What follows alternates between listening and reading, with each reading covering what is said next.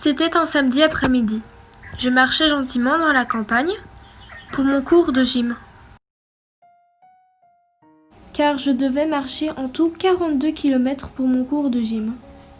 Bonjour les filles, j'espère que vous allez bien. Comme vous le savez, le passage des écoles secondaires en code rouge a provoqué l'annulation des cours d'éducation physique. Mais rien ne vous empêche de continuer à faire du sport. C'est pourquoi je vous invite à prendre part de ce défi.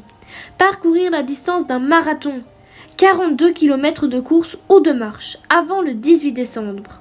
Et pas de panique, il ne faut surtout pas le faire en une seule fois. L'objectif est de planifier des sorties, balades, etc. et d'additionner toutes ces sorties dans le but d'atteindre minimum 42 km avant le 18 décembre.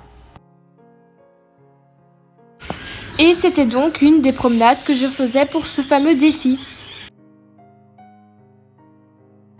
En plus, ce jour-là n'était pas n'importe lequel, car j'avais décidé de faire une nouvelle promenade que je ne connaissais pas.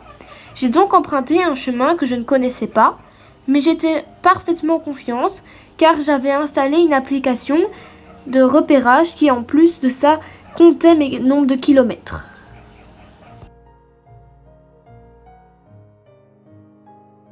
Bref, vous aurez compris que si l'application s'éteignait ou que mon téléphone aussi s'éteignait, eh bien j'étais perdue car je ne connaissais pas ce chemin que j'empruntais. Et devinez quoi? C'est exactement ça qui s'est passé.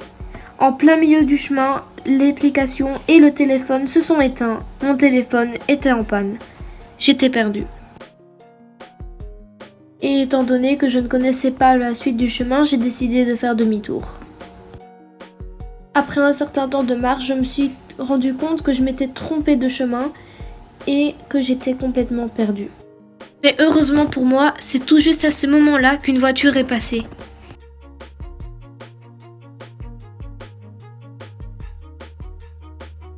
J'ai expliqué mon problème à la conductrice et celle-ci m'a indiqué le chemin à prendre pour rentrer chez moi. Grâce à elle, j'ai pu rentrer chez moi le cœur serein